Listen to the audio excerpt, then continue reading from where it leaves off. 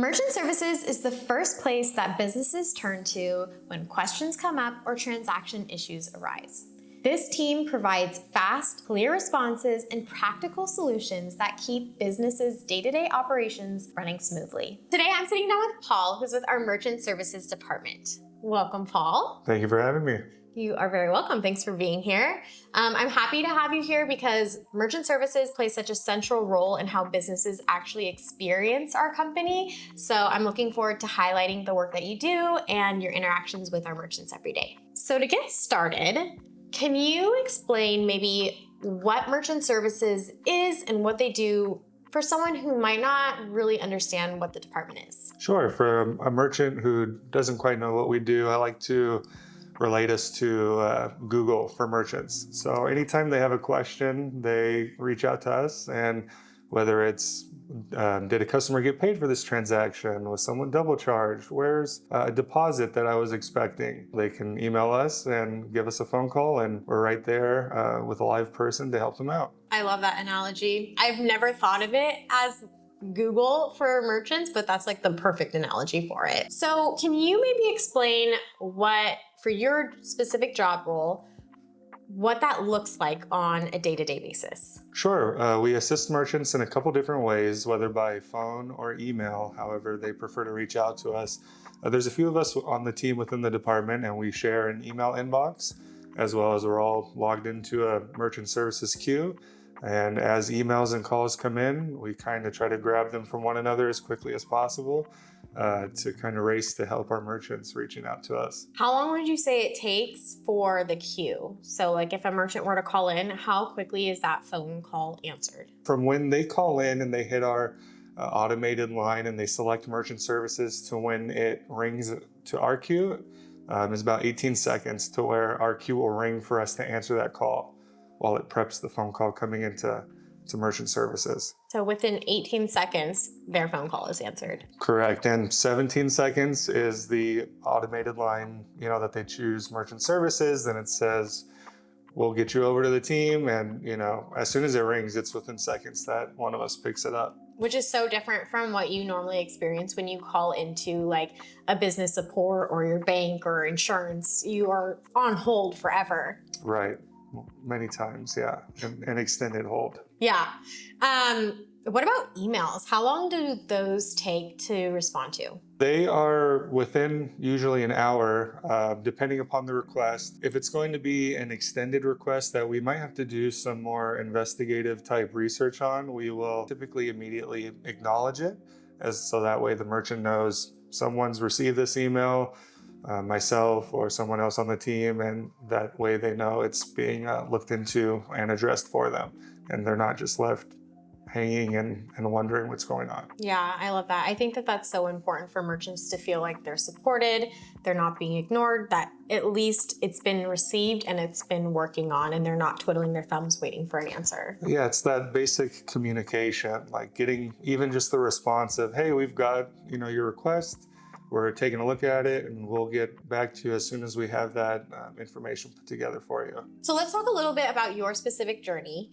How did you come across this industry, and how has it gone so far? I didn't really know much about the world of payment processing. I feel like it's one of those things that you don't know unless you're on the merchant side, experiencing it from their end, or someone who's already within the industry.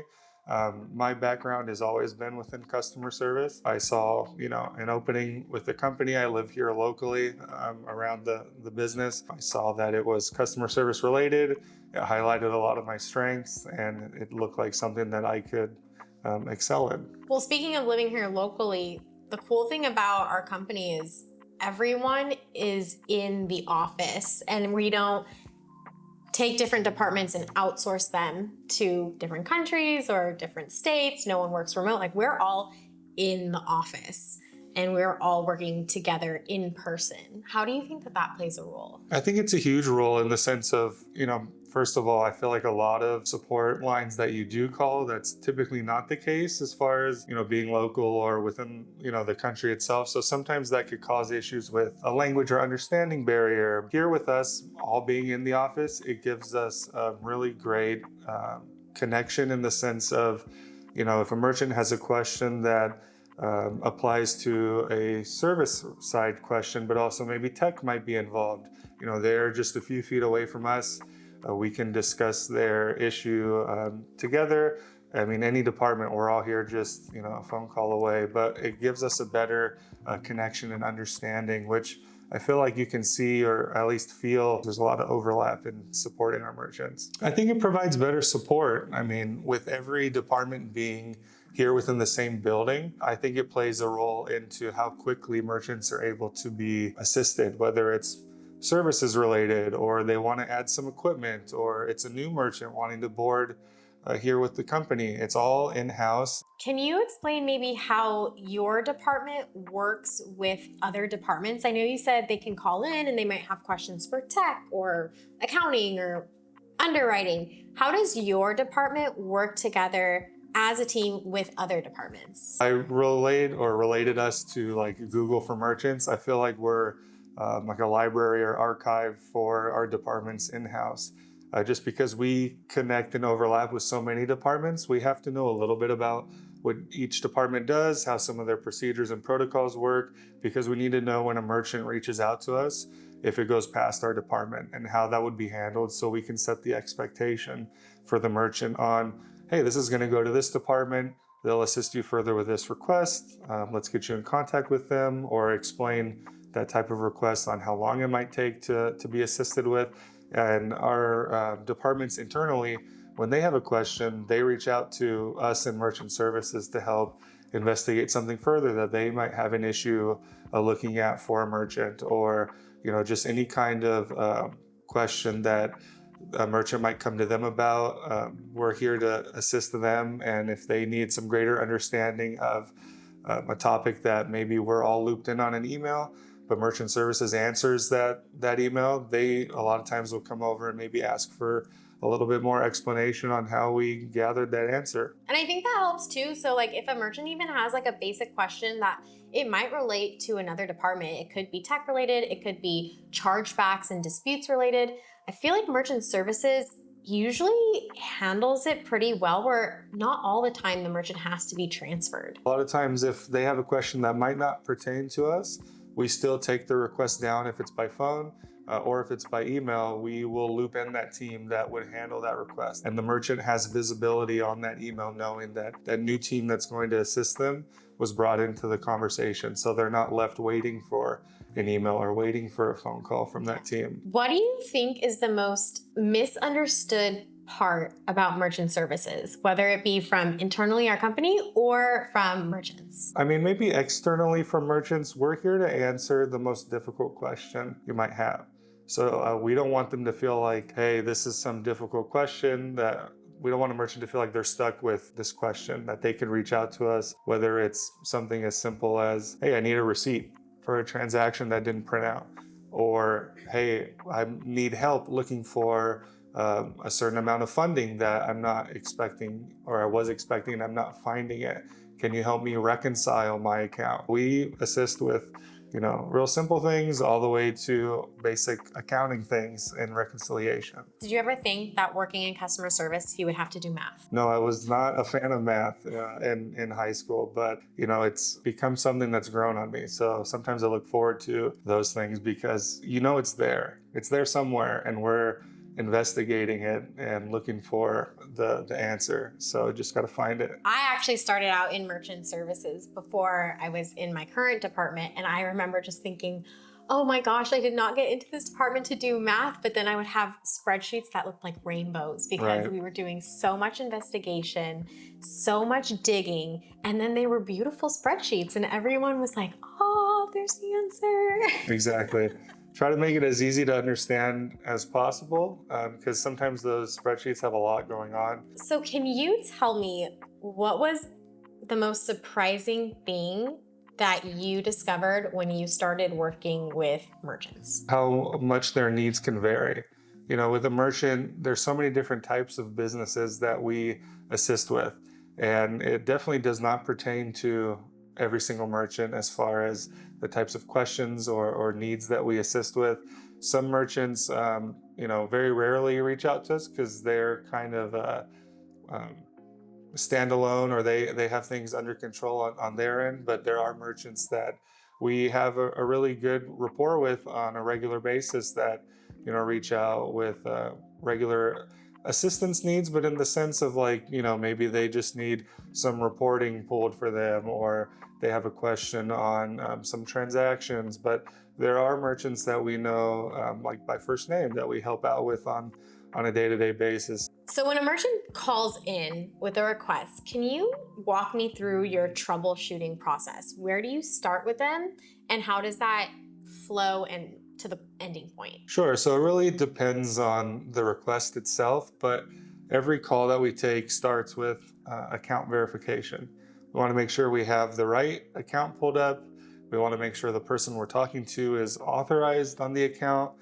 Something within our department we take very seriously is account security. So we don't want to give away like any information that could compromise a merchant's account. So sometimes there are people or from the business that call in that might not be authorized to request like certain pieces of information.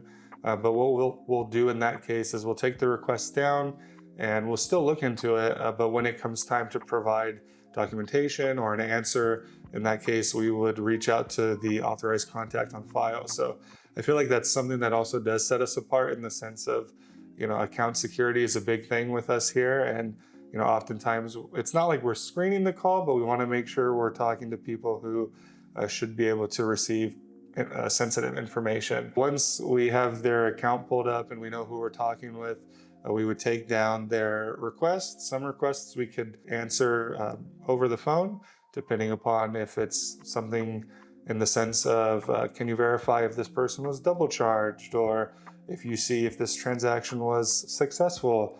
The machine might have given them a weird error or a decline. And a lot of times we can answer those pretty quickly over the phone. For items that are a little bit deeper and are going to take a little bit more investigating, we'll write everything down, all the details that we need to answer that question. And from there, that's when we start digging. How long do you think it normally takes if it's a more deep question that you have to give them a call back or send them an email? It does depend on the request. I mean, for like a reconciliation, that could take, a little bit of time as far as, hour or two, depending upon what's going on. Some merchants are on like MCAs, merchant cash advance, or maybe they have surcharge going on, or they have Amex Direct, and all of these things play a part in, locating certain things, especially with the reconciliation, because it tweaks the numbers that we're looking at and trying to answer the merchant's question. Most of the time it's within a couple hours that we can get back to them with those beautiful spreadsheets that you mentioned and have everything laid out for them to explain it as best as possible for them to understand it. Do you have, maybe on the top of your head, you might not, but I just thought about it, the longest it's ever taken your team to reconcile something? Like the hardest reconciliation you've ever had? Something that comes to mind is, there's a merchant that we had helped out with that wanted more information related to declines in their first weekend processing with us. And so that's a pretty usual request. And they wanted to know how many declines they received. They wanted it broken down by type of decline. What does that decline response mean? So they wanted a pretty detailed follow-up. And that one took a little bit longer because they had tens of thousands of transactions from the weekend, millions of dollars that they processed over the 3-4 days. Yeah, that one was pretty large in the sense of just, I think it was over 100,000 transactions. It becomes a little manual when you're telling someone, hey, this insufficient fund response happened, 23% of the declines that came in. We're here to help merchants as much as we can. We don't see it as going above and beyond. It's like a regular daily assist that we do, providing as much detail as we can to help the merchants in their inquiry or to help them figure out what they're looking for. Well, speaking of pulling reports, we have something called the Payment Connection, and it's pretty new as far as the development goes within our company. Can you maybe tell me a little bit about what the Payment Connection is and how it's helped your department, as well as how merchants can use it? So it's something that, like you said, is new within the company. It was built in-house by our amazing, IT team. And it really had updated from where we were coming from. With it being in-house, we could submit requests and say, hey, could you help us with, looking for something specifically? Is there a search option you could input that we can help that would benefit the merchant? And they're on it to help look into doing that. So TPC is great. It's a great resource in allowing us to pull multiple types of reports, multiple pieces of information, and it helps because we don't have to go to a lot of different places. So it makes things very efficient, which then helps merchants. So what kind of reports do merchants have access to with TPC? They can go in and look at transaction reports for all successful approved transactions that were run and that they processed by any date period that they want to input.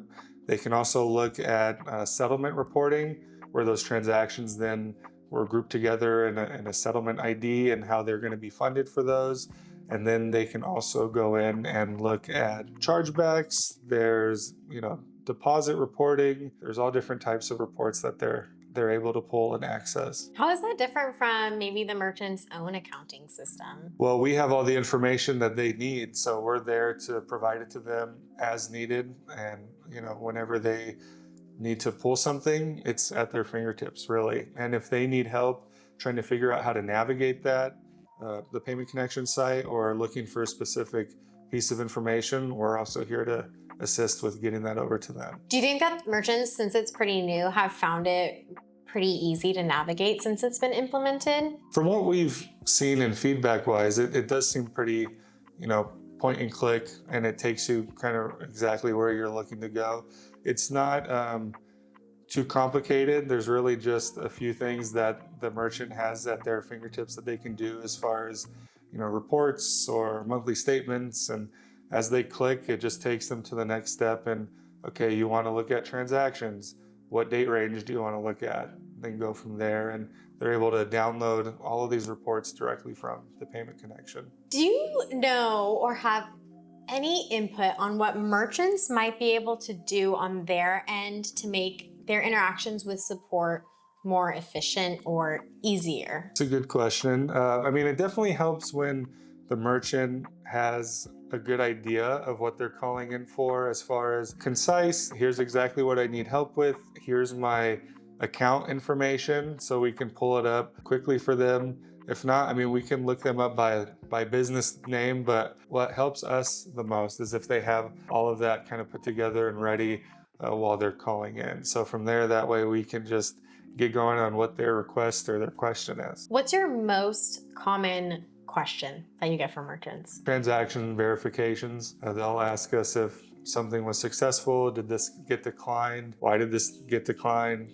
Can you help us pull a receipt for this? Can you help us get a monthly statement so we can look at how our processing was for the previous month?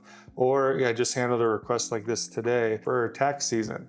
Merchants need to know how much they spend per month on processing fees for taxes, and we're there to help pull that information, but that's also within the payment connection for them to go in and grab. Yeah, they have access to all of their statements online as well. Mm-hmm. Can you recall one that maybe stands out to you or some unique problem that you've solved? Probably a pretty difficult reconciliation that we ran into recently. The merchant was wanting to know where a certain amount was, a deposit they were expecting, but this merchant also happened to be surcharging. So then that affects, as far as they have to pay daily discount fees versus monthly. So there's some money that gets removed from their batches for that. The merchant was also on Amex Direct. So every Amex transaction that they process, it gets funded directly by Amex. So that affects the reporting because those aren't included. And then the merchant was also on a merchant cash advance. So then they had a percentage of every batch removed from their funding. So it was all these things going on that we kind of had to trace and keep track of, these things are removed, but they're actually getting, paid this. Yeah, that is like the least straightforward case. Yeah. There's so many moving parts in that. Right, things to remember and account for. And so it was a tricky one, but it was very gratifying when we had it all put together and had it all figured out for the merchants, so we could just present it to them and let them know with those beautiful colors. Here's everything that we're seeing, and you were funded for everything. Just this is how it breaks down. I'm sure there's cases when merchants call in and they're freaking out, or they're upset, or they're stressed, or this seems like the end of the world to them. How does your department handle those cases, and how do you make those merchants feel more comfortable? Yeah, I mean, it does happen. Like you said, it's a merchant's livelihood as far as funding. Some rely on their day-to-day funding with how they use their funds in things and payroll and things of that nature. I do deal with some merchants that call me directly. You know, if someone else on the team picks up the phone, they'll ask for me to help them out. But we're all here to help a merchant whenever they call in. The biggest thing is to let them know we're here to answer that question. A lot of times it just, you know, maybe the merchant isn't familiar with how their funding works or how to navigate their reporting site that they use. You know, a lot of times we just handle that with them and let them know we're going to address it for you, and we'll get it all answered. It's here for us to pull, and you know, we'll help you out as we can. So, educating merchants on how to use their reporting and the merchant portal is something that can help reduce the amount of times that they have to call in for support. But is there anything else that merchants can do on their side to help reduce issues before they escalate? Well, there's so many things that go on for a merchant on their day-to-day, you know, business operations, and you know, we're here to assist them however possible. But I think the biggest thing, along with the reporting, is just kind of understanding how their setup is in the sense of processing. You know, reporting helps in knowing how to go in and navigate certain things. I mean, the payment connection is great for ECS merchants, and you would go in there and pull information for ACH reporting, let's say. But if a merchant's set up on card processing, they might be set up in a different reporting site. We help merchants a lot in doing walkthroughs of that site and helping them better understand how to pull information in there. Just the more educated the merchant can be and how their processing is set up, I think is the best, because it's just more knowledge on their part, knowing when their cutoff time is so they know when to batch out to get funding, you know, the quickest. Because if they miss that cutoff time, it's going to push it a business day. And just knowing how to, you know, operate on a daily basis. Do you think merchants are aware of cutoff times, or is that something that we educate them on when they first get set up? I think, you know, we do a good job in educating merchants as much as possible in how to handle those things. I mean, we can even set them up on auto batching to where they don't even have to worry about cutoff times, because we'll have it set to have them batch before that even occurs. That way it's just not another thing that they have to remember. So, if a merchant could sit in your department for a day, what do you think would surprise them the most? That's a good question. I mean, it's a lot going on any given day. I mean, it varies, but it's not chaotic. It's very calm. We're all kind of interconnected and supporting one another because we see everything that comes in. And that's why it's important for merchants to always CC the merchant services email in their emails. That way someone on the team can assist them. Sometimes merchants will reach out to someone individually, but if they don't CC that email and that person's gone, then we can't help them as quickly as we'd like to. We're all here to support one another. We have a great manager in our department. We're constantly learning and helping merchants, and things are always changing and updating, and new rules that we have to be aware of. And you know, we're just here to help merchants however we can. So, you said things are always changing and there's always new rules that you have to learn. How often would you say you learn something new in that department? Every day. Not in the sense of, wow, that was mind-blowing, but in the sense of maybe I knew something about a topic, but there was just an additional detail or fact that I didn't know, and that, you know, is added to my tool belt now to help assist a merchant, and that might reach out with that request in the future. We have a knowledge base that we always notate things on. That way any one of us can go back to it regarding a merchant's request, and there's tons of information there to help us address that request, make sure we have everything covered for a merchant request, and provide them with as much information as possible. What do you think is the most interesting thing you've learned so far? I mean, it's just been interesting to learn how payment processing works. I mean, I didn't know anything about it beforehand, and to just see the extent of everything that goes on within the industry, it's just a very interesting industry that I had no idea about. Yeah, I don't think anyone who's not in the industry actually realizes how Right. much goes into it. Yeah. You just swipe your card and you get your product and there you go. But Yeah. no, there's so many hands that make that work. So much information changing hands and getting verified, and all of that has to take place within a secure framework as well for the customer. Okay, well, you told me the most interesting things you learned, which is how payment processing works in general. But what is the most recent thing that you've learned, since you learn something new every day? We recently got some information regarding some new Clover features and updates that were going to be released, and how the merchant would see those come across their side of things. So we had some visibility on what that message might look like, and it was related to chargebacks and disputes, and it was a service that Clover would be implementing to help merchants further with chargebacks, alongside of how we already support merchants as well on our end. Can you maybe give me a few details of what that looks like? The Clover feature was going to assign risk percentages to e-commerce merchants and incoming transactions based off of card type or type of transaction or product that was being purchased, and it was going to give each transaction a risk percentage and automatically block high-risk transactions from coming in to even be fulfilled. Wow. Yeah, so it's definitely interesting. Like it red flags it. Yeah, it would red flag it, but it wouldn't allow it to come in for the merchant to be at risk of filling that order and then it potentially becoming a chargeback based on the different parameters that it's searching for. So how does our team handle chargebacks? I know that we have a whole chargebacks department, but what do you know about it? Well, we do have some overlap with them. We do assist on some of those requests, but merchants get subjected to chargebacks in many different ways, and they'll receive different notices in the mail or email depending upon how they're set up. There are different online features that the merchant can be educated on and signing up with and creating accounts where they can handle chargeback disputes electronically.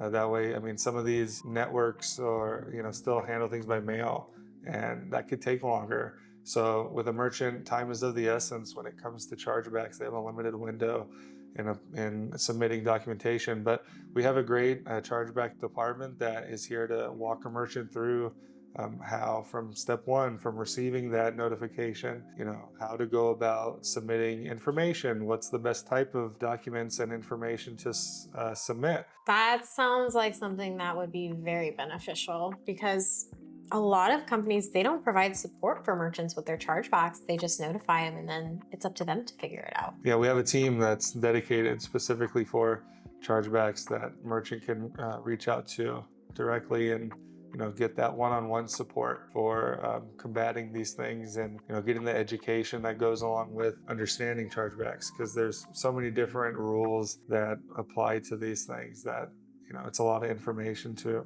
remember on the merchant's part. From your perspective, being on the front lines and working with merchants every day, what do you feel makes ECS Payments a reliable and trustworthy partner in their payment processing? I think one of the main things that benefits the merchant is how quickly they can get to a person. We're right there, seconds away on a phone call, as we all kind of race to help the merchant out, or via email, and that the merchant should know that they will have their issue looked into or responded to the same day. Like if they decide to do an email and reach out to us, there'll be a response within an hour, even if it's, hey, we got to look into this a little bit further. But phone call, we're here, we're in person, we're not automated, leave a message and maybe we'll get back to you. We're here for them. They have a few different ways that they can get in contact with us, and when they know that they can reach out to someone directly and ask their questions or concerns to, it just boosts their confidence and who they're working with. We're here to help you out. Plus, they know you by name, so it's like, it's real personalized. Mm-hmm. When we answer, we give our name. That way they know that they can reference us if they were to call back in. Hey, I was talking to Paul earlier, he was helping me out with this. We notate every call in a merchant's account file.